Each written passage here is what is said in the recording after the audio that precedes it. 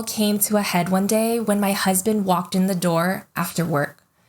I greeted him with a smile and gratitude that quickly melted into anger and resentment. It was a day like many days before where I wanted to subconsciously punish him for everything he had done. You see, it was about a year and a half earlier when I discovered that my husband, my high school sweetheart, the father of our 3 beautiful girls, had been lying to my face about his addiction for the past decade. I found out on the morning of my 8-hour comprehensive exam to graduate with my master's degree in marriage and family therapy. I had also begun working in the substance use field as a counselor. I felt like the biggest fraud. All my own therapy, spiritual studies, the knowledge I acquired in grad school about marriage, and learning about addiction at work had brought me to a dead end. I even went to Al-Anon knowing I was a part of the problem. I felt so lost and confused, and it seemed like absolutely no one could help me. Despite all these feelings, I knew one thing for sure. My husband was going to have to earn my trust back, because that's what I've been taught my whole life. Trust must be earned. And since my husband lost my trust, he was going to have to earn it back. And trust me, I wasn't going to make it easy. One afternoon, the endless Groundhog Day of happy hellos, followed by instant anger, came to an end when Denver asked me a life-changing question. When are you going to start trusting me again? My automatic response was, when you prove you're trustworthy. And of course, I went on to remind him that he had lied to me for 10 years. So I didn't know how long it would take. 10 years, 20 years, maybe never. Then something miraculous happened. Something clicked. I realized that my husband was simply reflecting back to me the beliefs I had about men. Based on my experiences growing up, I believed that men lie, and more importantly, men leave.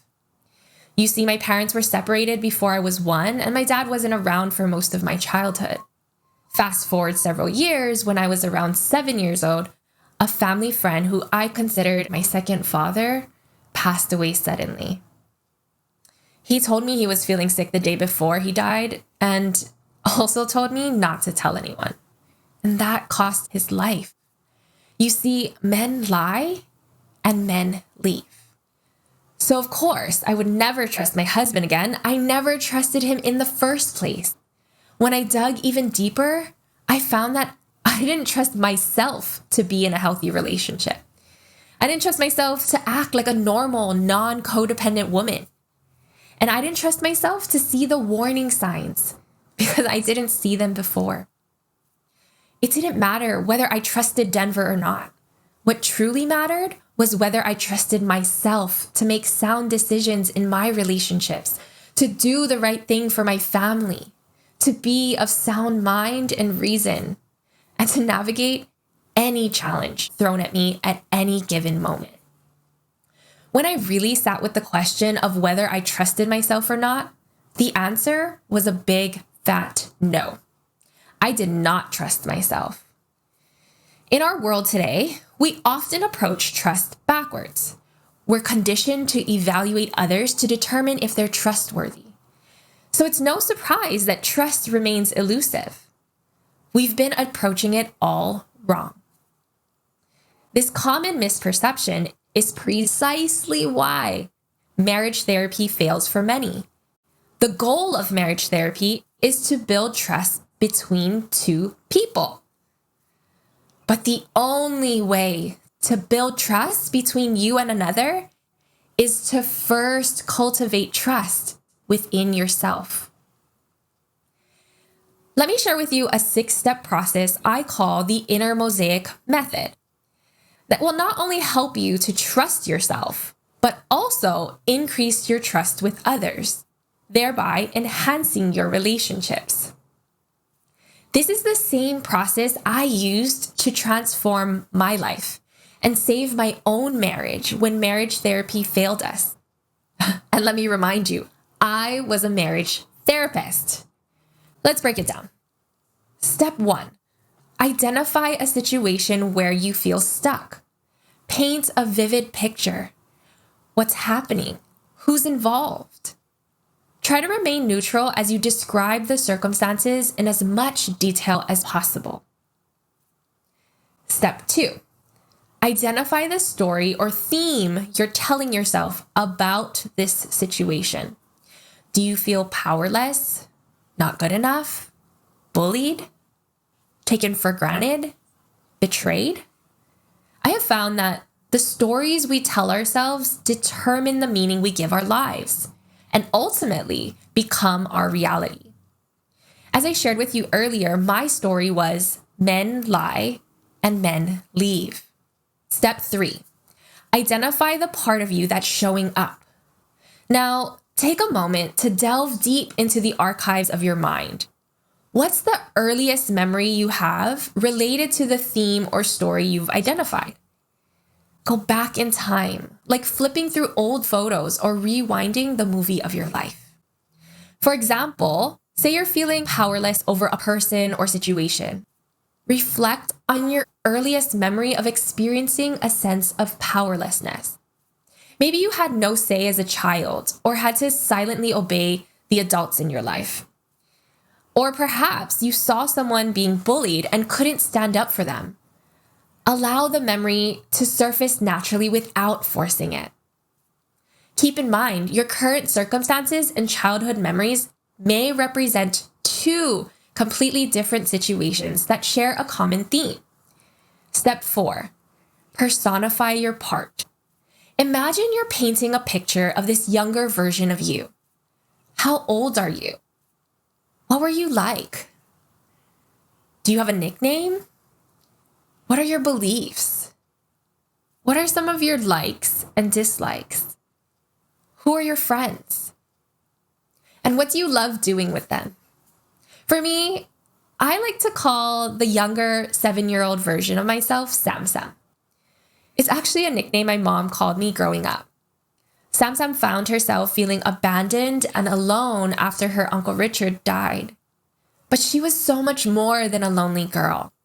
Sam was happy and fun. She loved playing soccer, loved animals, and wanted to be a veterinarian when she grew up. Now, I want you to imagine you're driving a bus.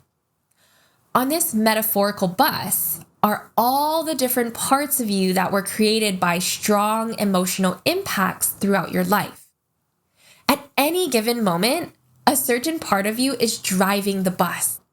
Sometimes it's the you right now who had a wealth of experiences. Other times, a younger, less skilled version of you jumps into the driver's seat. Have you ever experienced a time when you felt you couldn't control your thoughts, feelings, and actions? For example, have you ever been so angry or hurt by someone that you verbally attacked them? Perhaps you put them down or emotionally hit them where it hurts. Can you relate? Although the part of you that's triggered can be effective at protecting you, it's not a fun feeling knowing you just said or did some unkind things. That leads me to step 5. Acknowledge who's driving your bus. In this step, we are simply acknowledging the part of you that jumped into the driver's seat and took the wheel. No need for road rage or screaming at them to metaphorically get out of the driver's seat. There's a reason they've taken control. A friendly nod will do. Finally, step 6. Support this part of yourself in the current situation. Have a heart-to-heart with this younger you about the circumstances where you feel stuck. What do they need from you? The seasoned traveler, right now. A pat on the back, a word of encouragement, or maybe validation, or a hug. The ultimate goal behind these 6 steps is to learn how to love and trust all parts of yourself. And that will, in turn, allow you to love and trust others in your life, rather than waiting for them to become trustworthy. Let's walk through these steps one more time. Step 1, identify a situation where you feel stuck. Step 2, identify the story or theme you're telling yourself about this situation. Step 3, identify the part of you that's showing up. Step 4, personify your part. Step 5, acknowledge who's driving your bus. And step 6, support this part of yourself in the current situation. For those of you who may be familiar with inner child work, let me share with you how it differs from inner mosaic. When you're feeling stuck, you aren't going back and changing your story of the past or re-parenting your younger self. You aren't healing your inner child. What you are doing is honoring and acknowledging the mosaic of parts within you and trusting the wisdom you've gained from your experience. You're recognizing these parts are still with you in the present moment, trying to keep you safe and free from repeating any past mistakes. If nothing else, remember that all your relationship problems can be solved by learning to love and trust all parts of yourself. When you resolve your inner conflicts and learn how to generate your own feelings despite the circumstances, you can enhance all of your relationships and overcome any challenge you face. Now that you know how to find beauty in your broken pieces, I'll leave you with this. It only takes one person to transform any relationship. Trust yourself, change the world.